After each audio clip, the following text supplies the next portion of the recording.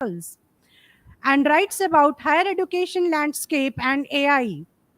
He is on an advisory committee of AI Rawat supercomputing mission of Government of India to create a 1 exaflop backbone infrastructure for the country. He has represented on various committees at NAC, NBA, UGC, and AICT, working with startup founders in his passion, and he serves on the tech advisory board of Drishya.ai, Bytexel, and Global AI Hub.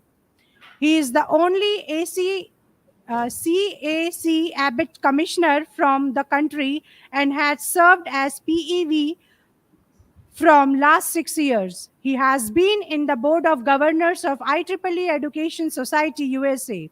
He served as a chair IEEE Computer Society, India Council, and IEEE Education Society.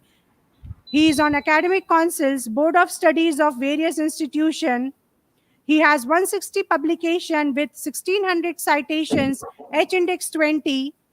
He has published in top journals including IEEE and ACM Transactions. He has guided more than 14 PhD students. His research area is reinforcement learning and generative AI. He is a steering committee chair on annual IEEE Springer International Conference on Advanced Computing that is running in its 13th year. Professor Garg has given 350 talks across the country as a keynote speaker or invited expert. He is on a mission to make SR University as a model for private university education in the country. We eagerly anticipate the wisdom and inspiration you will bring through your keynote, sir. Your perspectives are sure to inspire us all and light the way for innovative ideas and solutions. Once again, we welcome you, sir. Sir, please. Thank you very much for the nice introduction. I think the voice is bouncing back. Are you able to hear me and see the slides? Yes, sir. We are able to hear you, sir. Just share your Okay. slides. I have already shared. Are you able to see or not? Yes, sir. Okay, so my congratulations to the organizers of International Conference on Smart and Innovative Development in Science, Engineering and Technology. And my special thanks to Professor Pawan Patnaik for inviting me to this conference and giving time for this keynote address. I have been to the institution twice previously, and I think all of you, including myself, we are also missing Dr. Padmavati, who was my PhD student.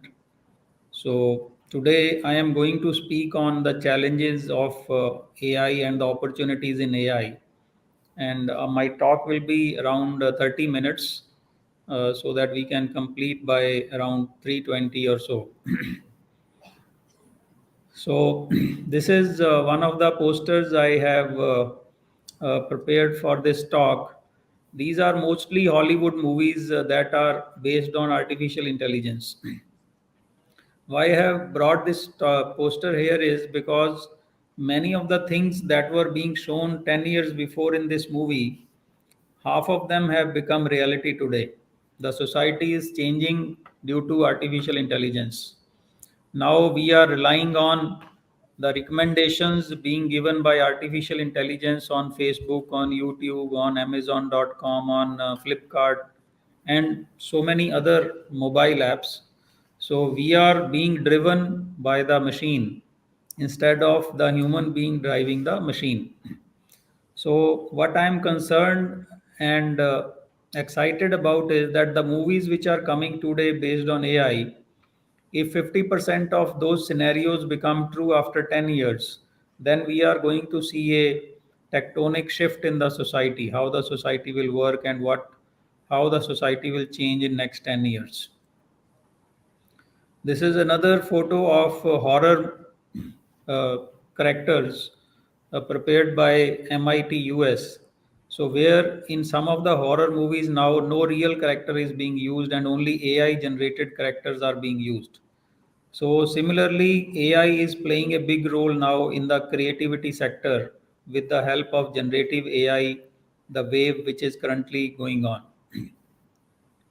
So here you are seeing that why the human race started making machines. The only reason was that the machines can help us in the manual tasks and our life can be comfortable. What is happening now is most of us are becoming slave to the machines. Like all of the human beings are now becoming addicted to mobile and they are being recommended and they are following the advice of the machines. For example, if you are going to somewhere, you are using Google Maps. So whatever it is showing, you are following it. So you are actually not advising a machine, but machine is advising you. Similarly, when you want to buy a product, you go to, let us say, Amazon.com. Sometime you end up buying something else which has been recommended by the machine. So there are hundreds of such examples where we are following the recommendations of the machine, and the scenario is expanding day by day. So I am also concerned that we should not become complete slaves to the machines. So there is a possibility, extreme possibility, that there can be apocalypse-like situation on the planet if the intelligence of AI machines keeps on expanding the way it is expanding. So every technology, if we want to see that how it is progressing, we need to see it in the defense systems. So here I am going to compare the defense applications of AI in US, China, and India, where we see that a lot of autonomous war machines are being built, like Sea Hunter you are seeing on the left, and then there are swarm drones being built by US.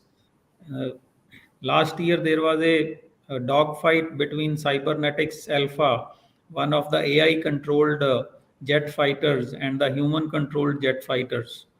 And AI controlled jet fighters won that race. So it was controlling millions of different parameters automatically. So you can understand that what is the height of the technology advancement that we are into. And lot of drone activity now we are seeing in many movies and in real time also, in all of the conflicts that are happening, whether it is in the Palestine, whether it is in the Ukraine, whether it is in Afghanistan Pakistan border, everywhere now the drones are taking a lead, and most of them are being remotely controlled, and some of them are using AI algorithms to detect their targets. Similarly, China is now number one in the swarm drones, and these swarm drones are so small. Some of them are like sparrows, or some of them are like even smaller, like bees. So these are mostly suicidal swarm drones. So they are either on sky or they are underwater like submarines. And they are so small that they can attack any different infrastructure of the enemy. They can attack energy infrastructure, they can attack agriculture infrastructure, they can attack the civilian infrastructure, they can attack the internet infrastructure. So many times these attacks are so sophisticated that we will not be able to attribute these events to some particular country. So the whole war strategy is changing because of the introduction of artificial intelligence in the defense sector. So there is a possibility that there will be AI dominated and AI controlled war between 25 and 30. So precision attacks will become easier and incognito on adversary infrastructure, which will open alternate war tactic scenarios. India has recently purchased Harop drones from Israel, and the swarm drone systems are in early stages of testing by the defense establishment. So we are at a nascent stage as compared to China and need to work on war footing to stay in the game of artificial intelligence. So some of the very recent path-breaking milestones that have come due to artificial intelligence, a century-old problem which is known as the protein folding problem, has been solved using artificial intelligence. So DeepMind company has made a gigantic leap in solving the protein structures. So every protein structure, based on the structure, is either good for the human health or it is bad for the human health. So it is essential to understand millions of different protein shapes. So now with the help of this solution, we can easily predict the functionality of different protein shapes, and it is helping the health scientist to experiment on the new health uh, prescriptions using different protein structures. Similarly, the Schrödinger's equation has been solved using the supercomputing algorithms using AI. And Schrödinger's equation is useful in physics, in electronics, in electrical engineering, in chemistry, in chemical engineering, and at many other places. So, quantum chemistry, which is a recent hot area of research, also helps to predict the physical and chemical properties of molecules, relying only on arrangement of atoms within a 3D space. So for this also the Schrodinger's equation is required, and it has been solved using artificial intelligence. So similarly, you see many of the games, almost all the games that are being played in the world now has been mastered by artificial intelligence. And recently there was a project debater by IBM in which the machine can debate with the human champions of debating on different topics. For example, here this is a picture where the topic of the debate is whether we should subsidize preschools. So, debating in India is considered as the most intellectual activity because if you remember our Pandits and Vidwans, they used to do Shastrarth on Vedas and Puranas. So, this is that kind of intellectual activity that is now also being done by artificial intelligence. So in the area of generative AI, now the fashion shows are happening which are completely being generated by artificial intelligence. Music concerts are happening which are being totally conceived by artificial intelligence. The music is not being composed by any human being but by artificial intelligence. And similarly, many healthcare solutions are coming with the help of artificial intelligence. And the revolution that is coming in natural language processing, the translation of one language into another language, even in real time, also when people are speaking, you can see that it is being converted into transcript on even YouTube or even Microsoft Team or Zoom. And now people are in advanced stages where whatever you speak can also in real time be translated into other languages. For example, you are speaking in English and somebody only understand Punjabi or Bengali, then it can be real time, it can be translated. So that will take away the barrier of the language from the word. And there are infinite possibilities with the seamless movement using autonomous cars. So we are saving millions of lives and billions of dollars in damages and reducing per mile cost connectivity using seamless autonomous cars. Because the population of the world is increasing day by day, so we are looking at precision agriculture which uses some kind of tractor robots which act as a tool for precision agriculture. So different amounts of pesticides, different amount of water, and different amount of fungicides and fertilizer can be sprayed using these robots. And these robots have different sensors: pressure sensor, soil sensor, temperature sensor, weather sensor, camera sensor, noise sensor. So they sense the state of the health of the plant, and based on the health of the plant they spray only specific amount of urea or fertilizer or water. Otherwise, in normal agriculture, we used to throw urea or pesticides in the whole field. But here we are giving only very specific intervention as much as is required. So these are some of the popular implementations of artificial intelligence now. All of you are aware of this. So it is becoming a day-to-day, daily life affair, and we are using artificial intelligence from morning to evening. When you open up your mobile using your face or biometric, you are essentially using artificial intelligence. And when you do any payment, when you use any chatbot for repairing any of your electronic equipment or any other complaint on any mobile infrastructure, you are using artificial intelligence. So let us come to the second part of this talk, which is important, is challenges of AI. Because as a researcher, as a faculty member, you are supposed to work on some of these challenges. So currently, most of our curriculum covers basic AI models, and we end up understanding that if our students can do basic AI models, then they are AI experts. But now anybody can use and make basic AI models using some GitHub code, which is easily available. So I will request all of you to work in some of these challenging areas. Topmost is these three areas. One is explainability of AI, second is human in the loop, and third is data dependency.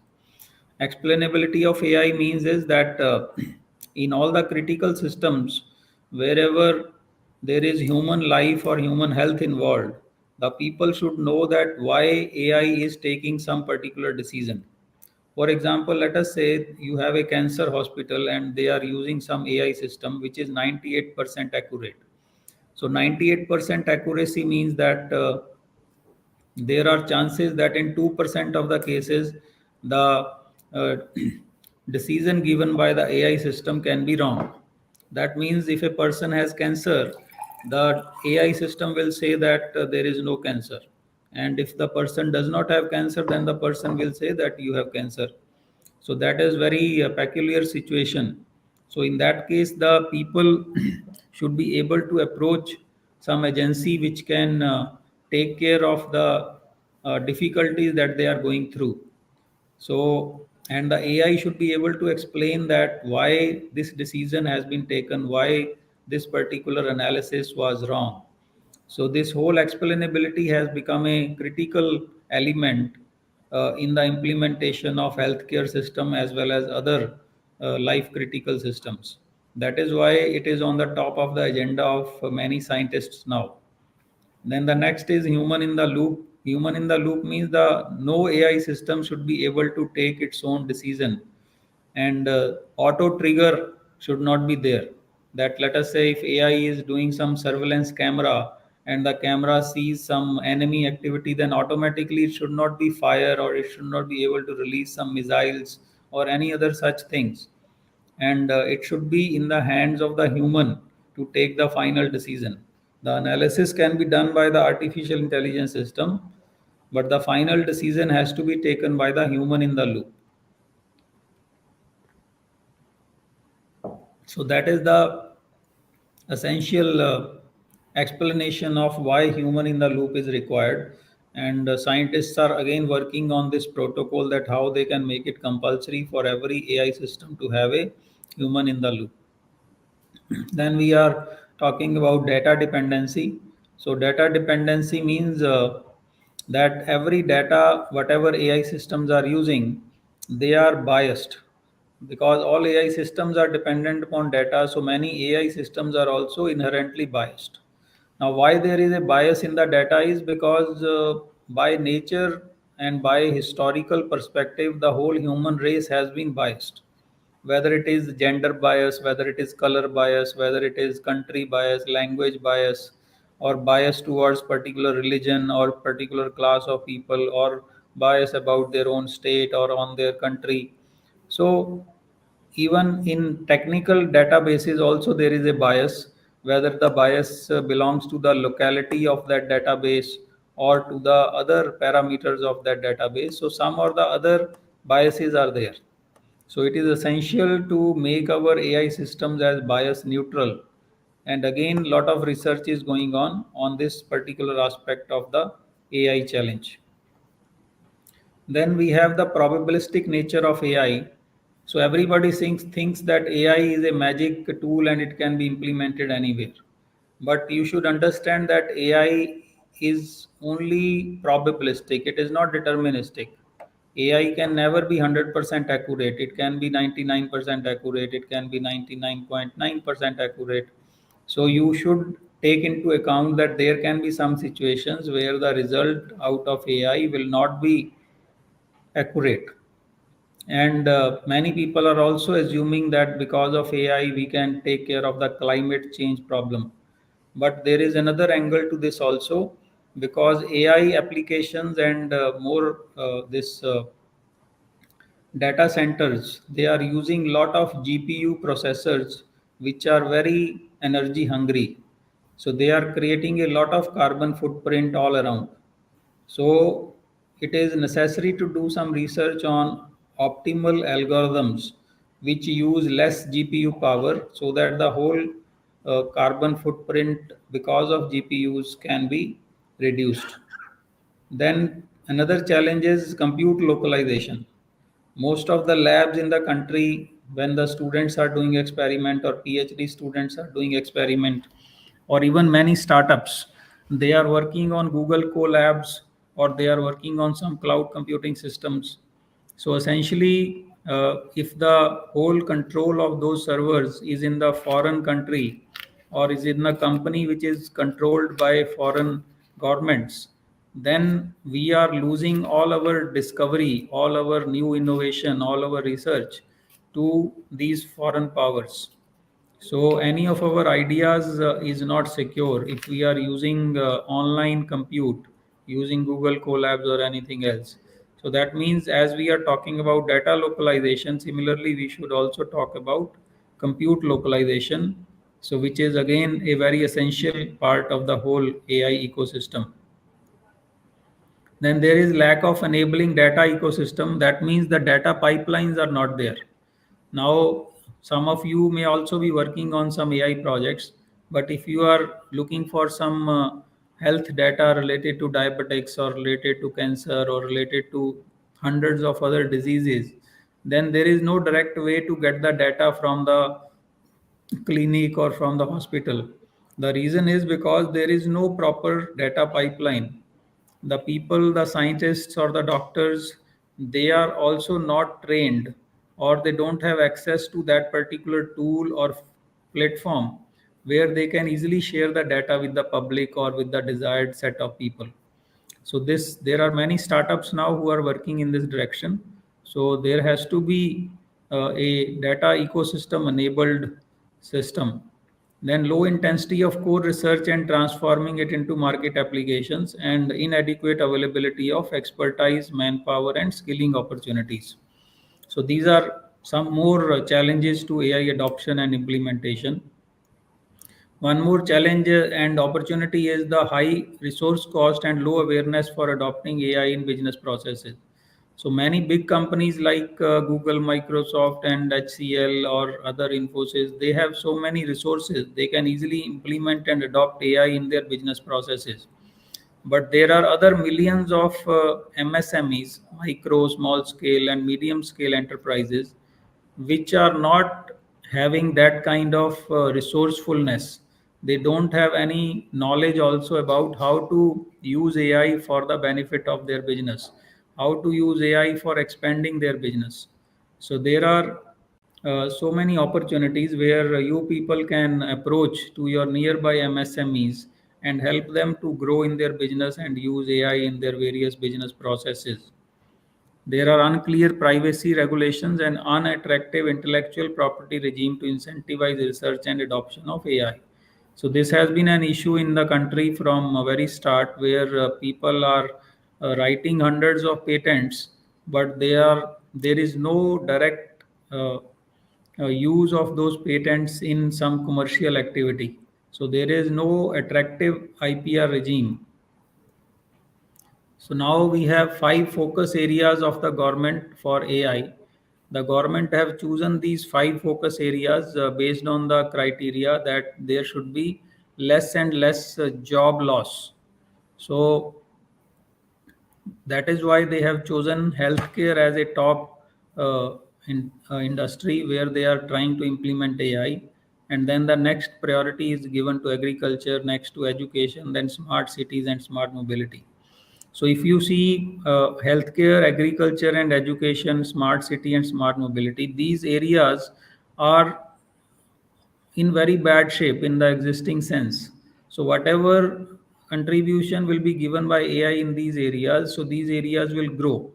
So there is no scope for loss of human jobs in these areas because of the existing state of these particular domains in in India, in the country, or in other developing countries. So all of us should also start working on some of the research problems related to these areas. So I will cover one of the prominent applications of AI in discovering new medicines, which is also revolutionizing the whole healthcare space. For example, you already have seen that how the corona vaccine was developed in a very less time, and the people were able to benefit from that. Similarly, in silico, which is a startup, used an algorithm to sift through petabytes of biochemical data to find potential drugs in 21 days. So there are times there when the even finding a new drug can take up to 21 years also. But now the whatever you used to do in 21 years, you can do in 21 days. So it is a magic upgrade because of AI. So it used its generative tensorial reinforcement learning algorithm to create digital representations of molecules with properties that inhibit an enzyme linked to several types of cancer, atherosclerosis, and fibrosis. So, in the normal situation, the scientist had to go through thousands of different possibilities to find out the actual vaccine. But in this case, let us say the model produced 30,000 candidates, but because of AI, they chosen six of the most promising candidates out of those 30,000 possibilities, and only those six were sent to manufacturer to synthesize. And they actually find one of those six molecules did inhibit the enzyme in the mice. So that means they were able to find out the solution. So this kind of research with the help of AI has attracted partnership with top pharmaceutical companies. So this is our current initiative on leadingindia.ai, which is named as making deep learning and AI skills mainstream in the country to fulfill trilateral needs of entrepreneurship, industry academia partnership, and application inspired engineering research. So there are hundreds of partners in this ongoing initiative where we have skilled close to 1 million students till now.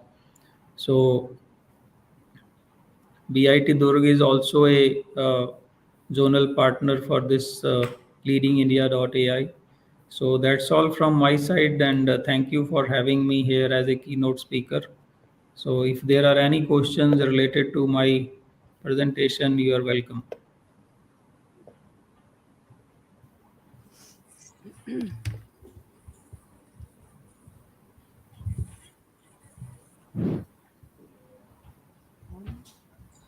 Hello. Yes.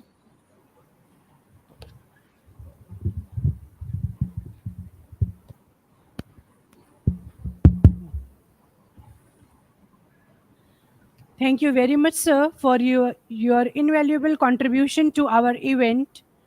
Your presentation has enriched us with various applications of AI in multidisciplinary field like AI generated fashion show, AI music, healthcare sector, NLP, precision agriculture, and many more. Definitely, sir, your keynote address will continue to resonate and guiding our ventures towards excellence. Thank you. Now the platform is open for queries.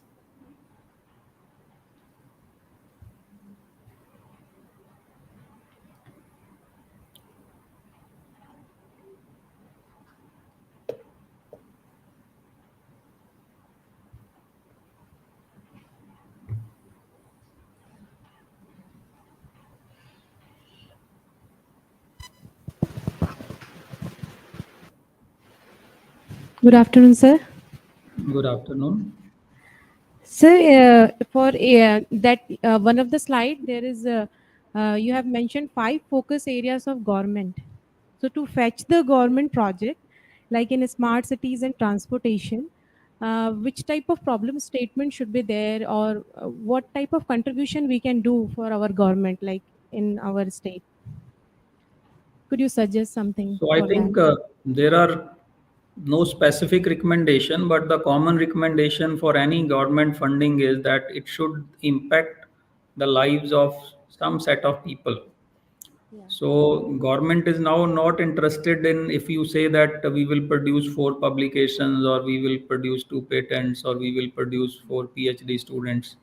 They are focused on that whether with your research some startups will spruce up, or whether with your research you will come up with some project or some prototype Product. that Yeah. will be taken up by the industry and can be converted to a product which can be useful for your region or for some general set of people. So Yes, sir. that should be the only outcome. So while thinking about the project, you should do some reverse engineering and see that this kind of application or this kind of product you want to make, then for this product, what kind of research you need to do. So Yes. for AI, it can be related, means even the data collection or the data set creation can be part of your proposal. And then you need to work on that data, make some AI models, then need to fine tune, then need to implement using some mobile app or some other hardware sensors, and then show that it is working for a particular class or set of people. You can collaborate depending upon your application with some existing companies or for some government organization, for example the local transport ministry, or maybe some private transport companies. If you are working in healthcare, then some local hospitals and like that. Okay, sir. Thank you, sir.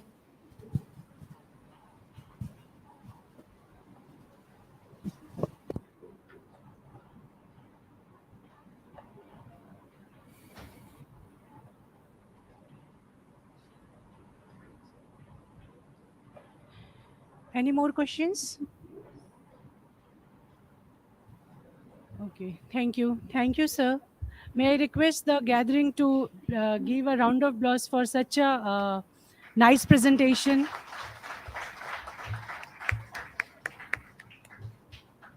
Okay, thank you all of you.